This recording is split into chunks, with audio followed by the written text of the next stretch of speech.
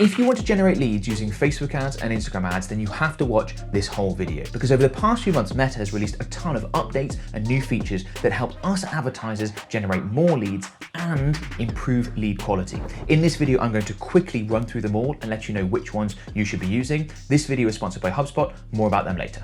So there are a ton of really exciting updates to run through in this video. I'm going to go through them and let you know which ones are good, which ones aren't so good, also let you know which ones are big needle movers you want to jump on right away. And with that said, let's go ahead and dive into it. So I'm in an example Meta ad account here. I've just created an example leads campaign to be able to demonstrate this stuff, and I've jumped to the ad set level because the first one I want to talk about is the ability to optimize for either a website lead or an instant form lead within the same ad set. See this option right here at the top. So one of the biggest debates that Meta advertisers who are looking to generate leads have had is, should you send people to your website? Should you instead use instant forms, keep people on Facebook and Instagram, present them with a form?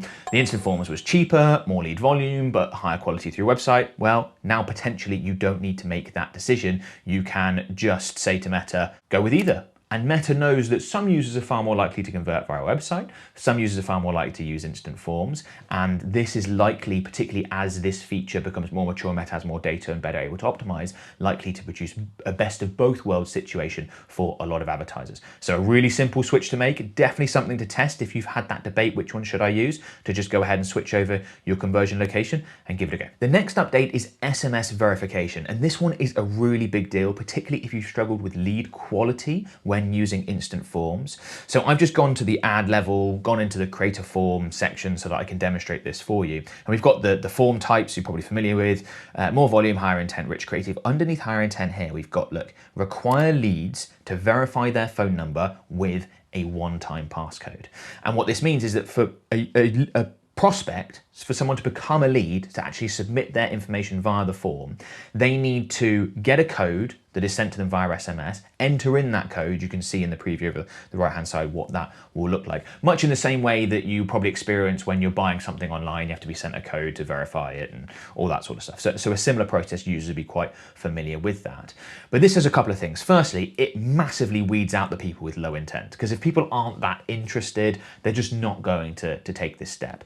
Secondly, it forces people to use their real phone number, because sometimes people will fill out forms and they'll become leads, but they don't really want a phone call, they just want to be emailed some stuff, which we both know makes it more difficult for you then to get in touch with them and actually convert those people. So they might give a phone number that's not actually theirs just to be able to go through the process and fill it out. This is going to stop that. This is going to mean that people have to use their actual phone number because they actually need to receive the code via SMS to then be able to enter it and submit their lead. Will really help if you find that you're getting a lot of bots coming through and filling out leads. It just feels like a waste of budget and nothing you can do with those. Again, far less likely to be capable of doing that if they need to receive SMS verification.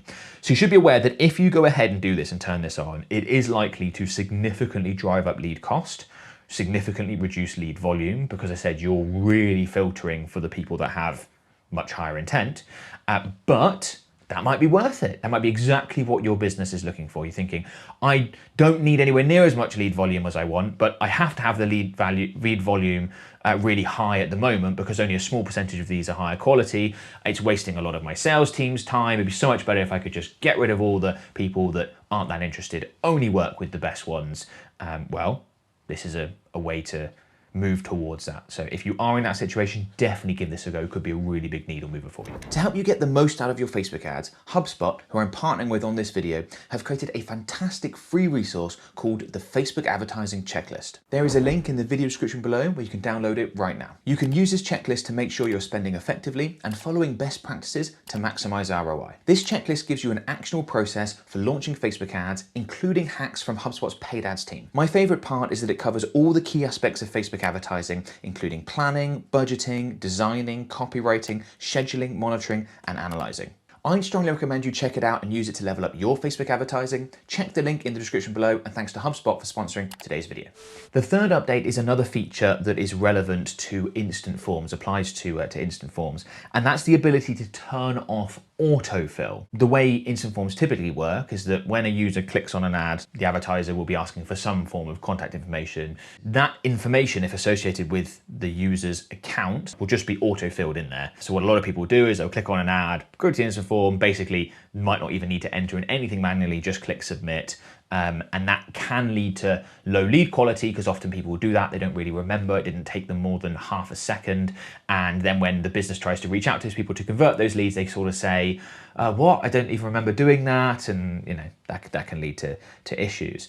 It can also create issues because if Meta is autofilling, let's say, email addresses and phone numbers that people use when that are associated with their accounts, their Facebook account, their Instagram profile, they might be very old in terms of contact information. They might be stuff that people aren't using much anymore. It might very much be an old email address if their account was set up 15 plus years ago. And I think a lot of users fall into that category. Well, if you turn off autofill, you are therefore forcing people to manually enter in their contact information, far more likely that it's going to be up to date. So another thing that's instant form specific that's designed to help you improve lead quality.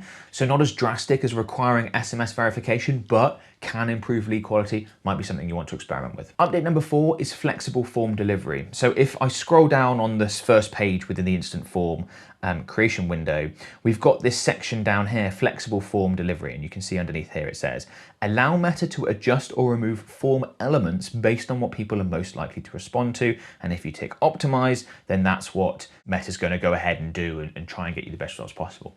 And this is another one of those things where we had to sort of try and work this out as Meta advertisers before. Okay, should I include a greeting and a welcome and try and make my form longer? Should I ask extra things? Or should I keep it really short? My advice has typically been to keep things short. I still think that's probably the better way to go. Why have unnecessary things and create unnecessary friction in the process? You'd be better off using some of these other stuff we talked about, like turning off autofill, SMS verification if you really want to improve your lead quality than just making the form longer. But this again is kind of one of those things that allows us to potentially benefit from the best of both worlds, because some people might respond better to there being more information, asking more and putting a bit of friction in that process, whereas others definitely won't. And what a lot of these new tools and what the AI features are allowing Meta to do is, instead of just trying to work out what's the best thing for the average person, which is kind of what marketers have had to do since forever. It's like, okay, this is our target market. We're trying to work out the best option that applies to the most people. Wouldn't it be so much better to go with the best option for 10% of the audience only, but they get the best option for them, whereas the rest of the audience get the better option for them? That way you're likely to get better results from both segments or all 19 segments of your target market, depending on how many ways you can slice and dice it. And this is one of those ways to do it. Some people get more information and required to be asked more questions in the instant form. Other people, it's nice and short. So this is defaulted to be on for most advertisers. I think that makes total sense. I'm quite happy to trust Meta with this. There might be certain scenarios where that doesn't work for your business. You really need specific things. You need to say specific things, maybe legal disclaimers, or you need to absolutely make sure that you have certain information asked for. Again, depending if you're working in like a heavy regulated industry, for example, then you might need to go ahead and select manual, so you can choose to not use this. But I think for most advertisers, this is a good one. Number 5 is email delivery for your leads. So instead of having to go through to Meta's lead center or integrating your CRM and having to go into your CRM to see which leads have been generated and all the various data associated with them, you can choose to be emailed the data on your leads directly from Meta. You can choose the frequency of this. So this isn't a big deal. This isn't something that's going to necessarily help you generate more leads. Might help you convert a few more if it's a bit easier to stay on top of that way for you, depending on your workflows, and be reminded, as opposed to potentially missing some if you don't check that regularly. You don't have large lead volumes coming through. Not a big deal, but helpful. Update number 6 is this one here. This is the ad level. We're not actually in that creator form window, but just beneath that, we've got follow up with leads. And we can see we can tick this and it says chat with leads from instant forms. So after a lead submits your instant form, so they've already become a lead and agrees to receive messages from your business, a chat that includes their contact information will start on Messenger or Instagram. So potentially a really good way to help get more out of the leads you're already generating, help with that conversion process. Because if you can get someone from just submitting a lead form to then trying to call them, email them, get in touch, great, you've got them right there on chat, on Messenger or Instagram, depending on which Facebook or Instagram they came through. You can communicate with them, you can go back and forth, probably much more likely to make contact, which we know is going to mean it's more likely that you actually get the sale, get the conversion.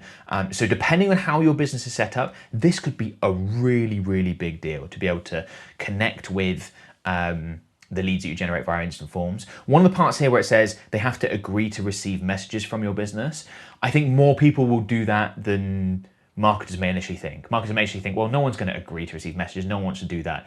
But just like you've experienced when you go and purchase something from a website, the checkboxes so that you then receive emails afterwards are sort of, they're structured and written in a way, and I can see this as a marketer, I'm sure you have as well, that you are more likely to do it than not unless you're really paying attention. It's like structured in a way where that's going to be the default action that you take. And this is going to be the exact same. So, like I said, this could be a great way to help improve conversions, to help build contacts on those various platforms. In order to do this, you're going to need to have some extra stuff set up. So you're going to have to have staff that are manning this, AI integrations with like chatbots to be able to make this work, probably a combination of the two. So this isn't going to be appropriate for all businesses. Some businesses absolutely don't want to have to then, manage communication on different platforms, and that all makes things logistically quite difficult and confusing. But for those that do have the capabilities or can decide this is enough of a big deal to make this worth the capabilities, definitely give this a go. Come on a sec, take a look at this. So this is in my mentorship program, right? And the results and wins channel. And Tara has said this. In 2 weeks of joining, my ROAS went from 0.7 to 8.03. And I've only implemented maybe 30% of the feedback that's given me so far, that's just incredible. That's awesome. So Zoe up here, she joined the mentorship program with 35,000 raffle tickets. Was thinking she wasn't going to sell them, and she ended up selling out completely with 2 days to spare. And we've got loads of others in here. We've got tons of people just sharing information around how they've done well, great results they've got. If you're interested, you can click on the button beneath this video. That'll go through to a page on our website. You could book in a free, no obligation call with one of my team members to find out more information. Hopefully we get to work together. Hopefully you join and you'll be sharing fantastic results like Tara and Zoe have done just here. Update number 7 is a new additional action. So additional actions are things that people can do after they submit your instant form. So they've already become a lead and it's like, well, what's next? So previously we used to have go to website. So there'd be a button at the bottom on the, submitted their information, they're on the thanks you all set page. You can click on that button at the bottom, go through to the business's website, which may or may not be helpful depending on how your sales funnel is structured. You could also have a call business option. Good for some businesses, not for others, for obvious reasons. Meta somewhat recently added a view file option. So if you're running, let's say, a lead magnet-based campaign, you can deliver the template, the cheat sheet, the file, the whatever it is that you're giving people access to in exchange for them signing up. And Meta have added a new option to chat via WhatsApp. Not everyone has this yet. I have this in some of my ad accounts, but not all. So if that's the logical next step after someone becomes a lead is, instead of waiting for us to give you a call or whatever the next step is, you can just go ahead and chat with us right away. Again, your business needs the capabilities to set that up. It's a little bit different from the previous option I talked about where conversations can be started via Messenger or Instagram after submit a lead form, because that's something that's going to happen if they agree to receiving messages. It's going to happen by default, whereas the chat via WhatsApp is an action they can choose to take or not after they've become a lead. Some similarities, obviously, because it's a way to basically start a conversation, a chat with your prospects, but a good option particularly if you're operating in a market where people do a lot of things on WhatsApp, like UK, for example. I know it's quite different to the US.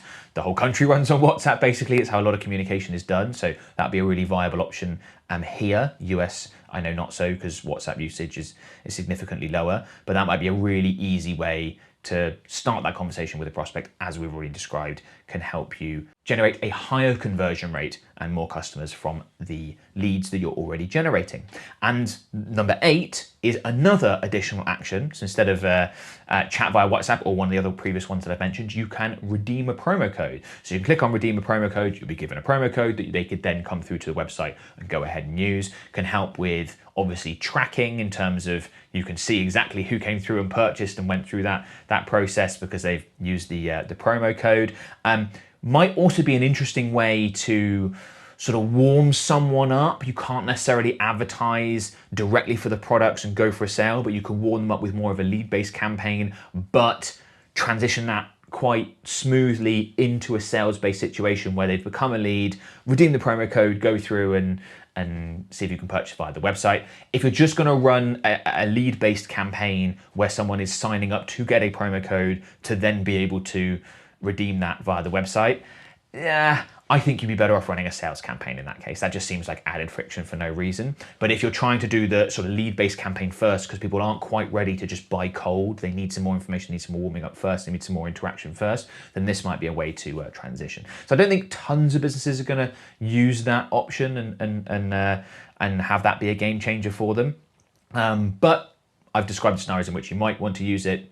For you, if you meet those, it might be well worth doing. I wanted to let you know about that because these additional actions can make a difference, obviously, to the profitability of the lead-based campaigns that you're running, not just from a conversion rate, but also from a speed situation too. How quickly can we convert the leads into customers? That provides the cash to allow us to then reinvest back into the ad campaign. And these things are important for business, particularly those that are spending a lot and operating at large scale.